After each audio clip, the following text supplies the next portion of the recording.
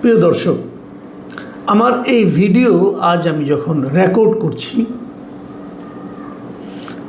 সেই সময় পর্যন্ত খবর হলো যে এনসিপির নেতারা, শীর্ষস্থানীয় নেতারা, তারা হবিগঞ্জ শহরে ঢুকতে পারছেন না। তারা হবিগঞ্জ ঢোকার আগেই হবিগঞ্জেরই মিরপুর এলাকায় তাদের গাড়িবহরকে পুলিশ আটকে দিয়েছে এবং আটকে দেওয়ার পর তারা ওখানেই রাস্তার উপর বসে পড়েছেন নাহিদ ইসলামের নেতৃত্বে শীর্ষস্থানীয় নেতারা। এর মধ্যে বৃষ্টি হয়েছে, তারা বসে থেকেছেন। তারাও ভেতরে ঢুকবেন, পুলিশের ভেতরে ঢুকতে দেবেন না, এরকম একটা পরিস্থিতি। প্রশ্ন হলো, দেশে এখন রাজনৈতিক পরিস্থিতি কি এমন হয়েছে যে একটা জাতীয় সংসদে তৃতীয় বৃহত্তম দলের নেতাদের এরকম রাজপথে বসে পড়ার মতো, অথবা কোথাও একটা শহরে তারা ঢুকবে, সেই শহরে তাদেরকে ঢুকতে দেওয়া হবে না, এমন একটা পরিস্থিতি কি উদ্ভব হওয়ার কথা? কেন এমন ঘটনাটা ঘটল? আমি এটা নিয়ে একটু কথা বলতে চাই। ঘটনাটা আপনারা জানেন যে গতকালকে যেটা হয়েছিল, মঙ্গলবার দিন, তারা সেখানে তাদের যে জুলাই পদযাত্রা, সেই জুলাই পদযাত্রা উপলক্ষে তারা হবিগঞ্জে গিয়েছিল গতকালকে। সেখানে তারা মিটিং করেছে। মিটিং করার পর তারা যখন ফিরে আসবে, সার্কিট হাউসে যাবে, তখন তাদের গাড়ির উপর বেপরোয়া হামলা হয়েছে এবং সেই হামলাগুলোর ভিডিও আমরা বিভিন্ন জায়গায় দেখেছি, সোশ্যাল মিডিয়ায় দেখেছি। একাধিক ভিডিও আমারও চোখে পড়েছে, আমার ধারণা আপনারাও দেখেছেন।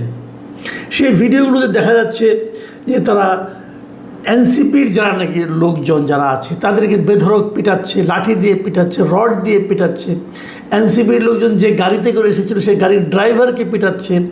পরে দেখলাম যে সার্জিস আলমের হাতে ব্যান্ডেজ, তাকেও পিটানো হয়েছে। তো এই যে ঘটনাগুলো, এগুলো কেন ঘটলো?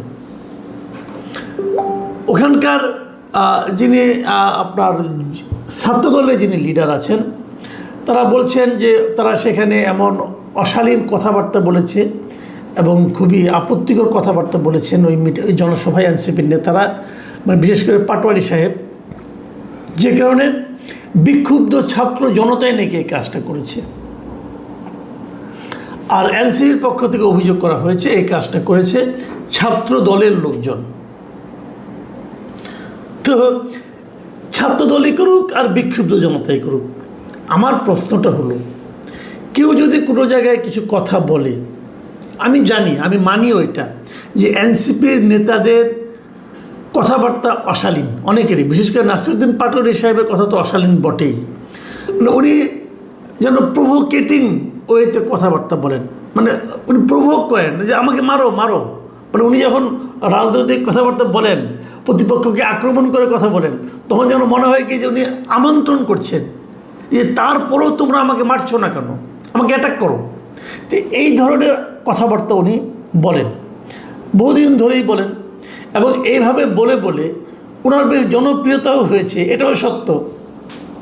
অনেকে ওনাকে পছন্দও করেন এই সমস্ত উত্তেজক কথাবার্তা বলার জন্যই। তো সেটা হতেই পারে, এটা যার যার স্ট্র্যাটেজি, যার যার পলিটিক্যাল স্ট্র্যাটেজি, এটা নিয়ে আমার কোনো বক্তব্য নেই। আপনি তাকে পছন্দ করতে পারেন, নাও পছন্দ করতে পারেন। আমি ব্যক্তিগতভাবে এই ধরনের কথাবার্তাকে পছন্দ করি না।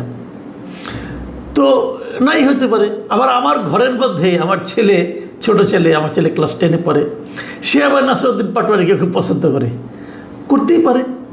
কেন পছন্দ করে তাকে আমি জিজ্ঞাসা করিনি, তার কাছে ভালো লাগে, সে উনি পছন্দ করে। আমি পছন্দ করি না তাদের কথাবার্তাগুলো। তো এটি হলো গণতন্ত্র, যে একজনের পছন্দ হবে, একজনের পছন্দ হবে না। কিন্তু সে যত খারাপ কথাই বলুক, আপনি তার গায়ে হাত তুলবেন কেন ভাই? আমার প্রশ্নটা এখানেই। যদি আপনি মনে করেন যে তার কথায় আপনার নেতাকে অপমান করা হয়েছে, তার কথায় আপনি নিজের মানহানি হয়েছে, আপনি নিজে হয়তো অপমানিত হয়েছেন, আপনি তার বিরুদ্ধে আইনের আশ্রয় নিতে পারেন। দেশে তো আইন আছে, আপনার আইনের কাছে যান। কিন্তু আপনি তো আইনটাকে নিজের হাতে তুলে নিতে পারেন না। আপনি তার গায়ে হাত দিবেন কেন? তাদেরকে আপনি মারবেন কেন? আচ্ছা, যে লোকটা বলেছে আপনি তো তাকে মারতে পারেন, অন্যদেরকে মেরেছেন কেন? ড্রাইভারের কি দোষ রে ভাই? তাকে আপনি মারলেন কেন? এই যে মারাটা, ইচ্ছে করলে আমি একজনকে মারতে পারি, এটা হলো একটা মানসিকতা, এটা হলো একটা ফ্যাসিস্ট মানসিকতা। এই মানসিকতার প্রকাশ যে ঘটাবে সেই ফ্যাসিস্ট। সে যে দলে তাকে প্রশ্রয় দেবে, যে দল তাকে এই ধরনের আচরণ করার জন্য প্রশ্রয় দিবে, আশ্রয় দিবে, উৎসাহ দেবে, সেই দলটাই ফ্যাসিস্ট দল। ভাই, ফ্যাসিস্ট গাছে ধরে না, ফ্যাসিস্ট আচরণে বোঝা যায়, এরাই ফ্যাসিস্ট। আমি অনেকগুলো ভিডিও দেখেছি, যারা মেরেছেন তাদের প্রত্যেকের চেহারা সেখানে স্পষ্ট। সেই চেহারাগুলোকে দেখে তাদেরকে কি ধরা হবে? এই জায়গাটাতে আমার প্রশ্ন। যদি তাদের ধরা না হয় তাহলে আপনি নিশ্চিত থাকতে পারেন এরা সব ছাত্র দল, যুব দল, অথবা স্বেচ্ছাসেবক দল, অথবা বিএনপি করে। যদি এদেরকে ধরে আইনের আওতায় না আনা হয় তাহলে আপনি নিশ্চিত থাকতে পারেন। আর যদি ধরা হয় তাহলে বুঝবো, ওই যে প্রধানমন্ত্রী অনেক বড় গলায় বলেছেন না যে উনি আইনের শাসন কায়েম করতে চান, তাহলে বুঝবো যে আইনের শাসন কায়েমের সদিচ্ছাটা আসলে ওনার মধ্যে আছে। ছাত্রদলের লোকেরা বলেছে যে এরা হলো বিক্ষুব্ধ ছাত্র জনতা। যদি ছাত্র জনতাও হয় তবুও তাদেরকে বিচারের আওতায় আনতে হবে, কারণ তাহলে তারা অন্যায় করেছে। একজন লোক আপনি জানেন যে সে খারাপ, জানেন, আপনি একদম নিশ্চিতভাবে জানেন সে দুষ্ট লোক, তাকে থামানো দরকার, আপনি জানেন, তারপরেও তার গায়ে আপনি হাত তুলতে পারেন না। তাকে আপনি ধরে নিয়ে পুলিশের কাছে দিতে পারেন, অথবা পুলিশকে ডেকে এনে তাকে ধরিয়ে দিতে পারেন, কিন্তু গায়ে হাত দিতে পারেন না, কারণ তার শরীরটা আপনার মালিকানার নয়, তার শরীরের মালিক আপনি নন। যেই মুহূর্তে তার গায়ে আপনি একটা লাঠির বাড়ি দিবেন, সেই মুহূর্তে আপনি হবেন একজন দুষ্কৃতকারী, আপনি হবেন একজন সন্ত্রাসী। এই সন্ত্রাসীদেরকে অবশ্যই ধরতে হবে, যদি সরকার মনে করেন যে তারা আসলে আইনের শাসন কায়েম করতে চান। দেখুন, আমি একটা ঘটনা বললাম, আরেকটা ঘটনা বলি। গত দুদিন ধরে দেখছি, সেটা হলো রাজশাহী ইউনিভার্সিটিতে গত 27 জুলাইয়ের ঘটনা। প্রথম কিছু স্টুডেন্টদের মধ্যে একটা বিষয় নিয়ে বিরোধ তৈরি হয়েছিল, সেটা মীমাংসা করতে গিয়েছিল বিশ্ববিদ্যালয় কর্তৃপক্ষ। সেই মীমাংসাকে কেন্দ্র করে বিরোধ আরও বেড়েছে, এবং এগুলো কী কী হয়েছে এগুলো আপনার পত্রপত্রিকা পাবেন। কিন্তু ঘটনা যেটা ঘটলো সেটা হলো যে পরশুদিন দেখলাম যে রাকসুর যিনি সাধারণ সম্পাদক মিস্টার সালাউদ্দিন আম্মার, এই সালাউদ্দিন আম্মার বিখ্যাত লোক, কিন্তু সে নানা জনের বিরুদ্ধে নানা কিছু করে, মবের জন্য উস্কানি দেয়, অনেক কিছু করে। আমার বিরুদ্ধে দিয়েছে মবের জন্য, তার আমরা অনেক ঘটনা শুনেছি। আমি হঠাৎ করে দেখলাম যে সে একটা বেলচা হাতে নিয়ে একজনকে মারতে যাচ্ছে, চিৎকার চেঁচামেচি করছে, তাকে মারবে, মেরে ফেলবে, অমুক করবে, তমুক করবে। এটাকার অধিকার তাকে কে দিল? সে বিশ্ববিদ্যালয়ের স্টুডেন্টরা তাকে ভোট দিয়ে সাধারণ সম্পাদক বানিয়েছে তাদের ছাত্র সংসদের। অবশ্যই এটা তাদের একটা বড় অর্জন। এই অর্জনের বিনিময়ে তাকে কি এই ক্ষমতা দেওয়া হয়েছে সে বেলচা দিয়ে কাউকে মারতে পারে? সে কি আইন নিজে বানাবে? আইন বানানোর তার কোনো অধিকার আছে?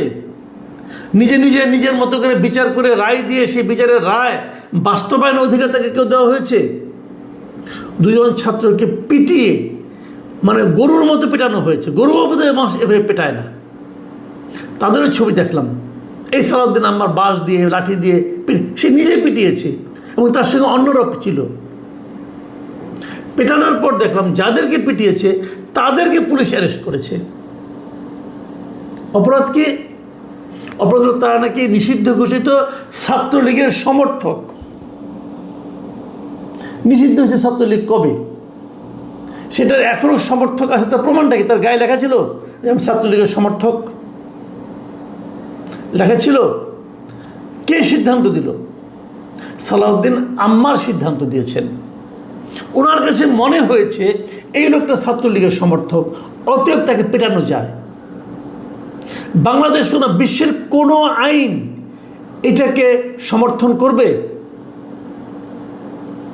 প্রশ্নটা তখনই ওঠে, আমরা কি একটা স্বাধীন সার্বভৌম আইনি রাষ্ট্রের মধ্যে অবস্থান করছি, নাকি আমরা একটা বর্বর রাষ্ট্রে অবস্থান করছি? আইন কি বলে? রাজশাহীতে কি কোনো আইন প্রয়োগকারী সংস্থা আছে? আছে নাকি তারা ঘুমাচ্ছে, চুরি পরে বসে আছে? এই প্রশ্নটা আমি করতে চাই। সাংবাদিকরা এটা নিয়ে লেখালেখি করেছে। পরে দেখলাম প্রেস কনফারেন্সে সালাউদ্দিন আম্মার এবং তার যে রাকসুর যিনি ভিপি, তারা আবার সাংবাদিকদের বিরুদ্ধে বলছে, তাদের বিরুদ্ধে অশালীন আক্রমণ করছে তারা। তো হয়েছে নাকি, বলছে এরা নাকি মায়া কান্না করছে, এই ধরনের কথা বলছে যে মোস্তাকুর রহমান জাহিদ, যিনি নাকি রাকসুর ভিপি, ছাত্র শিবিরের নেতা।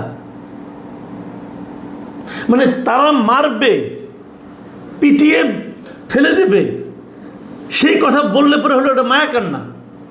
ওই লোকটাকে মানুষটা, কোন দেশে বাস করছি আমরা? তারপর যে মার খেলো তাকে আপনি অ্যারেস্ট করলেন, কি অপরাধে অ্যারেস্ট করলেন আপনি তাকে?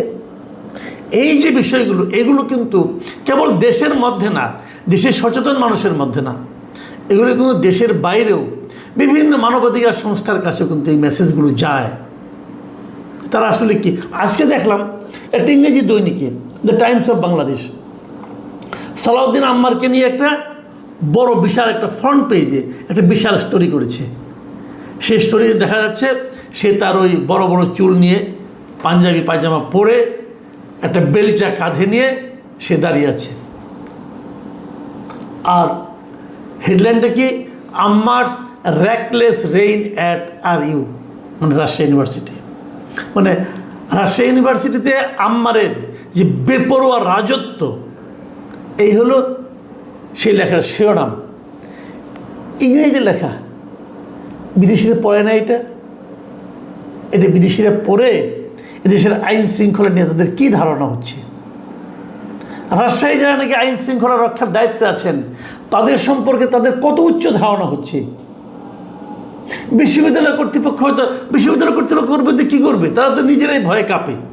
কতগুলি মেরুদণ্ডহীন লোক ওখানে বসে আছে, নিজেরাই ভয়ে কাঁপে। এবং এই রিপোর্টটা যদি আপনারা পড়েন, যদি সময় পান পড়ে নিন, ডিটেল কাহিনী আছে আম্মারের অতীত কর্মকাণ্ড সম্পর্কে। সেগুলো পড়লে যে কেউ বলবে এই ছবিটা বরং কম করা হয়েছে, ছবিটাতে কম দেখানো হয়েছে। আমি মাননীয় প্রধানমন্ত্রীকে বলবো যে আপনি আপনার কোন ইমেজটা মানুষকে দেখাতে চাচ্ছেন, আপনি আপনার কোন ইমেজ তৈরি করতে চাচ্ছেন, সেগুলো আমরা একটু বুঝতে চাই ভাই। যে জিনিসটা রাজশাহীতে ঘটছে, যে জিনিসটা হবিগঞ্জে ঘটছে, এ ধরনের আরও অনেক ঘটনা ঘটছে দেশে। সালাউদ্দিন আহমেদ সাহেব জ্ঞানী লোক, আমার কাছে তো মাঝে মাঝে ওনাকে ফিলোসফারের মতো মনে হয়, স্বরাষ্ট্রমন্ত্রীর দায়িত্বে আছেন। ওনারা কি এগুলি দেখেন না ভাই? এগুলি পড়েন না আপনারা? আপনাদের একটুও লজ্জা লাগে না?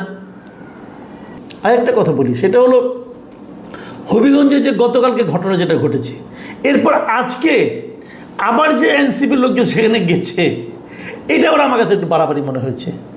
মানে এটা হলো কি, ওই পায়ে পা দিয়ে ঝগড়া করার যে ব্যাপারটা, আমার কাছে এটা এরকম মনে হয়েছে।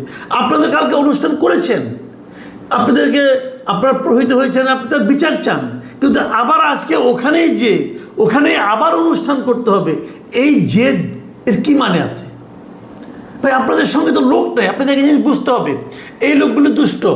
পুলিশ যারা আপনাদেরকে মারছে তারা দুষ্ট লোক, মানলাম। পুলিশ আপনাদেরকে হেল্প করছে না, ওটাও মানলাম। তাহলে আপনি ওখানে আবার যাচ্ছেন কেন? মানে ইনভাইট করছেন যে আসো আমাদেরকে মারো, অথবা আপনি কার ইগোতে আঘাত করছেন? তো এটাও কিন্তু আমার কাছে একটু বাড়াবাড়ি মনে হয়েছে। আমি মনে করি যে আমাদের মধ্যে গণতান্ত্রিক যে চিন্তাটা, গণতান্ত্রিক যে চেতনাটা, এটা যদি সবার মধ্যে না আসে, আপনি এক পক্ষের কাছ থেকে আশা করলে কিন্তু হবে না। তবে এই জিনিসটা আগে আসতে হবে সরকারের কাছ থেকে, কারণ এই সরকার রাষ্ট্র ক্ষমতায় আছে। তারা আগে আইন শৃঙ্খলা ব্যবস্থাকে ঠিক করবে। কে অপরাধ করলো তার মুখের দিকে তাকাবে না,